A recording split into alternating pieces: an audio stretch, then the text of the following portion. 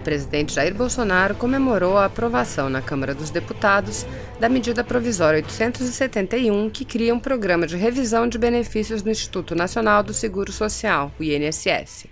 O presidente disse: Brasil segue avançando. Aprovada na Câmara a MP 871, que combate fraudes no INSS. Economia estimada de 10 bilhões de reais por ano com a aplicação da medida. Matéria irá para votação no Senado nesta quinta, 30. O plenário da Câmara dos Deputados aprovou na madrugada desta quinta-feira a medida provisória 871 de 2019, que cria um programa de revisão de benefícios do Instituto Nacional do Seguro Social, INSS, exige cadastro do trabalhador rural e restringe o pagamento de auxílio-reclusão, conhecido como Bolsa Presidiário, apenas aos casos de pena em regime fechado. A matéria será enviada ao Senado, que tem até segunda-feira para aprovar o texto, ou ele perde a vigência. De acordo com o projeto de lei de conversão do deputado Paulo Eduardo Martins, o INSS terá acesso a dados da Receita Federal, do Sistema Único de Saúde, de movimentação do Fundo de Garantia por Tempo de Serviço e outros para concessão, revisão ou manutenção de benefícios.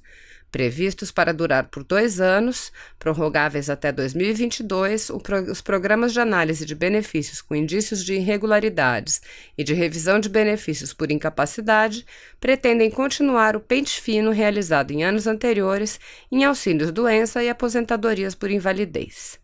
Médicos peritos do INSS receberão um adicional por processo analisado além do horário de trabalho, com ênfase naqueles indicados pelo Tribunal de Contas da União, pela Controladoria Geral da União e por outros órgãos de investigação, além do benefício de prestação continuada. Nesse último caso, o órgão poderá contar com parcerias com governos estaduais e municipais. Nessa lista, o relator incluiu benefícios pagos em valor superior ao teto do INSS. Outra novidade na proposta aprovada é a proibição da presença de pessoas que não sejam médicas durante o ato de perícia do segurado, exceto se autorizado pelo médico perito. Além disso, não poderá ser usada a perícia por telemedicina. O acesso aos dados médicos poderá abranger inclusive os de entidades privadas mediante convênio.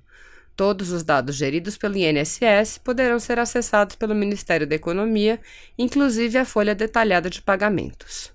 Um destaque do bloco PP, MDB, PTB, aprovado por 248 votos a 137, incluiu no texto regra para proibir o compartilhamento com outras entidades privadas de dados obtidos junto a entidades privadas com as quais mantenha convênio.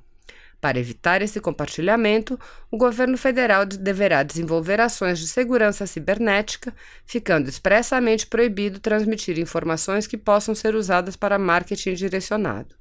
Igual vedação valerá para instituições financeiras e de leasing que mantenham convênios de cooperação com o INSS.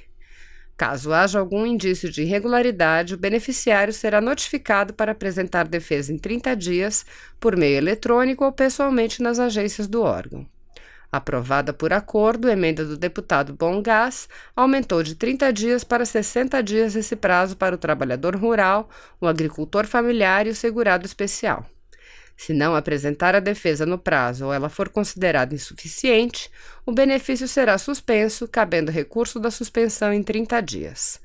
O texto passa a exigir prova de vida anual dos que recebem benefícios do INSS por meio de comparecimento na agência bancária pela qual recebe, utilizando-se de biometria ou outros meios definidos pelo órgão.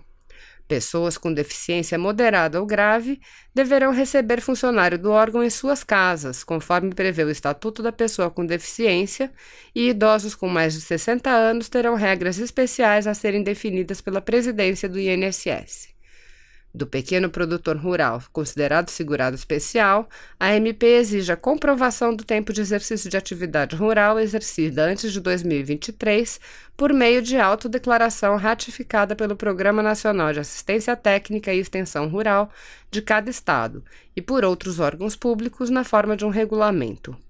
Essa data foi estipulada após um acordo entre a maior parte dos partidos de situação e de oposição, com exceção do PSOL, que permitiu a aprovação de emenda do PDT. A data anterior era 1º de janeiro de 2020. A partir de 1º de janeiro de 2023, somente a manutenção do cadastro junto ao Ministério da Agricultura, Cadastro Nacional de Informações Sociais, validará o tempo de serviço em atividade rural. Antes da MP, esse segurado especial podia apresentar outros meios de prova, como o bloco de notas do produtor rural, contratos de arrendamento e outros. Agora, esses meios de provas não serão mais aceitos, assim como a declaração de sindicato de trabalhador rural ou de colônia de pescadores atestando a atividade.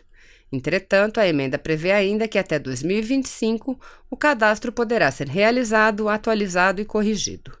De qualquer maneira, a comprovação do tempo de serviço somente será admitida com o início de prova material que seja contemporânea ao fato. A MP 871 de 19 restringe o pagamento do auxílio reclusão aos dependentes de preso em regime fechado, proibindo o pagamento aos presos em regime semiaberto.